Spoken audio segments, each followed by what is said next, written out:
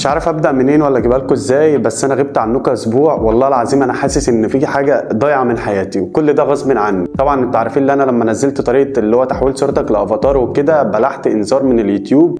الحمد لله على كل حال، مش مستاهله ان انا اتكلم. فرجعت لك النهارده يا صاحبي ب 20 فلتر لايت روم. انت اللي هتساعدني وانت اللي هتقوم القناه تاني معايا. ازاي الكلام ده؟ كل اللي انا عايزه منك هتعمل لايك للفيديو وتاخد لينك الفيديو دوت تبعته لصاحبك على الواتساب او تعمل له شير. طبعا يا رجاله عايزين نرجع التفاعل تاني مع بعض، عشان بجد انا مش عارف، حاسس ان انا انزل الفيديو دوت مش هلاقي تفاعل بسبب الانذار. بس انا واثق في اخواتي اللي هيكونوا في ظهري، اللي هياخدوا اللينك يشيروه، اللي هيعملوا لايكات، اللي هيسمعوا الفيديو معايا كامل. انا بجد محضر لك بقى 20 فلتر النهارده هيغنوك عن اي فلاتر نزلت قبل كده. ولو انت بتنزل تصور سيشن وكده انا بقول لك الفلاتر ده هتكون جمدان معاك. فبجد رجاله قدروني اللايك والشير، مش عايز اكتر من كده. وكمل معايا الشرح للاخر عشان تعرف طريقه اضافه الفلاتر وتعرف الباسورد. عشان ما نطولش في المقدمه اكتر من كده، اتاكد ان انت عملت لايك للفيديو واشتركت في القناه، ويلا بينا على الشرح. في بداية الفيديو كده يا صاحبي انا عايزك تصلي على النبي صلى الله عليه وسلم.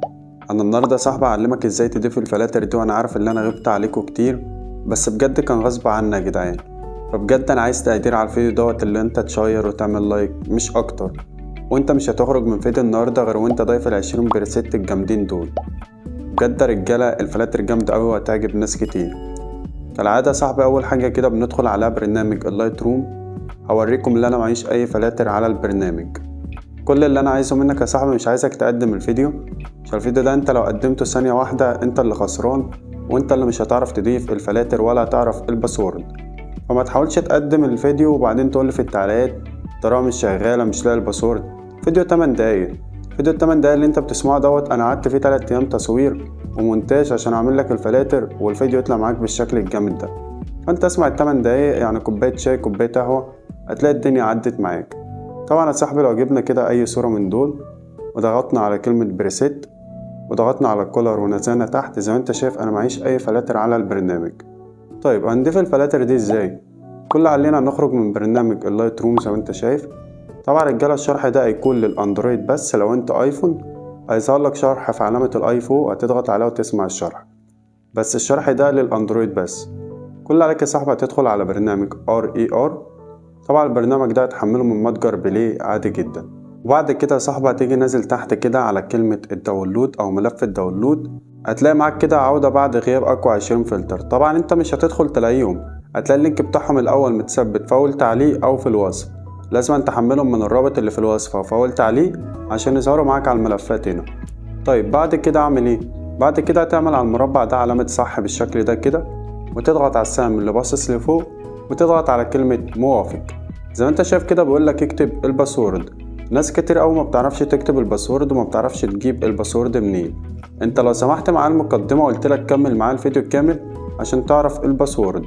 طبعا الباسورد ده بقوله بصوتي وانا بشرح رقمين في رقمين، فانا بقول لك كمل معايا الشرح عشان تعرف الباسورد. انا اكتب دلوقتي يا اخواتي الباسورد وارجع لكم تاني. بعد ما تكتب الباسورد يا صاحبي هتضغط على كلمه موافق. زي ما انت شايف كده فك معاك الضغط والدنيا تمام كده. احنا عملنا اول خطوة وماشيين صح مع بعض. طبعا لو انت بقى من الناس اللي الاندرويد بتاعها 11 او 12 او 13 لازم تحمل مدير الملفات ده. طبعا انا اندرويد 12 وحملته. ليه؟ لان في ناس كتير قوي بتدخل على ملف الداتا بتلاقيه فاضي. طبعا مدير الملفات ده بيظهر معاك ملف الداتا والملفات اللي داخل ملف الداتا. طيب بعد كده اعمل ايه؟ بعد كده هتدخل على التخزين الرئيسي وهتيجي معايا هنا صاحبي عند الداونلود اللي هي التحميلات بتاعة التليفون، وبعدين هتدخل على عودة بعد غياب اقوى 20 فلتر. هتضغط على واحد كده صاحبي ضغطة مطولة، تمام، اللي انت تفضل ضغط عليه. بعد ما تضغط عليه ضغطة مطولة كده هتضغط على العلامة اللي فوق، هتلاقي حدد معاك ال20 بريسيت او ال23 بريسيت. كل عليك تضغط على كلمة نسخة صاحبي. ركز معايا لان الخطوة دي لو غلطت فيها الفلاتر مش هتضاف معاك. طبعا قبل اي حاجة اول باسورد معانا هيكون 90. كل عليك تبدأ تخرج كده صاحبي، ركز معايا. هتدور على ملف الاندرويد اهو، نخرج واحدة كمان، وبعدين هتدور على ملف الاندرويد، وبعد ما تدخل على الاندرويد هتدخل على الداتا. بص يا صاحبي زي ما انت شايف انا اندرويد 12 وفي ملفات جوه الداتا اهو، وكمان ملف اللايت روم موجود معاهم. كل عليك هتدخل على ملف اللايت روم بالشكل ده كده، وبعدين هتضغط على كلمة فايل، ركز معايا، وبعدين هتضغط على تاني واحدة، وبعدين هتدخل على اللي هي زرارات كتير زي ما انت شايف كده اهو، وبعد كده يا صاحبي هتضغط على كلمة بروفايل، وبعد كده هتدخل على كلمة ستينج، وبعدين كلمة يوزر ستايل. اول ما توصل هنا يا صاحبي اعرف اللي انت ماشي معاه صح والفلاتر هتتضاف معاك. كل اللي عليك هتضغط على كلمة لصق هتبدأ الفلاتر تتضاف معاك. طبعا هتضافوا بسرعة جدا اللي هم يعني عشان هم 20 بس زي ما انت شايف كده اتضافوا معانا. كل اللي علينا هنخرج بقى وندخل على برنامج اللايت روم. المشكلة اللي بتحصل مع ناس كتير قوي بتدخل على برنامج اللايت روم كده اهو، المفروض بقى الاقي الفلاتر. لو جبنا الصورة دي كده وبعدين ضغطنا على كلمة بريسيت وضغطنا على كلمة كولر زي ما انت شايف مفيش اي فلاتر اتضافت لسه. طيب اعمل ايه؟ اعيد الطريقة تاني؟ لا طبعا، انا عشان كده بقول لك كمل معايا الشرح. كل اللي عليك هتخرج من برنامج اللايت روم كده اهو وتيجي داخل عليه تاني، بس كده بس كده. طبعا عشان كده بقول لك كمل معايا الشرح وما تقدموش خالص. زي ما انت شايف كده صعب، انا عندي لسه فلاتر كتير قوي لسه ما نزلتش. فانا بفكرك لو انت جديد في القناة اشترك وفعل الجرس اعمله الكل. هندخل كده يا صاحبي عشان نجرب بقى الفلاتر الجمدان بتاعتنا. كل اللي عليك يا صاحبي هتيجي كده اهوت على كلمة بريسيت وبعدين هتضغط على كلمة كولر وتيجي نازل تحت. زي ما انت شايف 21 بريسيت اتضافوا معانا كلهم. هتلاقي ايه ام ده يا صاحبي طبعا اسم القناة اللي هو احمد محمد، فلتر احمد بازوكا. يعني بص انا عايزك تشوف الجمدان. لو في فلتر من دول ما مشاش على الصورة انا بقول لك يعني الغي الاشتراك من القناة، لان بجد ال20 فلتر دول انا ما شفتش اجمد منهم. طبعا انتوا عارفين بقى ان انا غايب اسبوع كامل فلازم أنا ارجع لك بفلاتر جامده. زي ما انتوا شايفين يا جدعان، شايفين الفلاتر عامله ازاي؟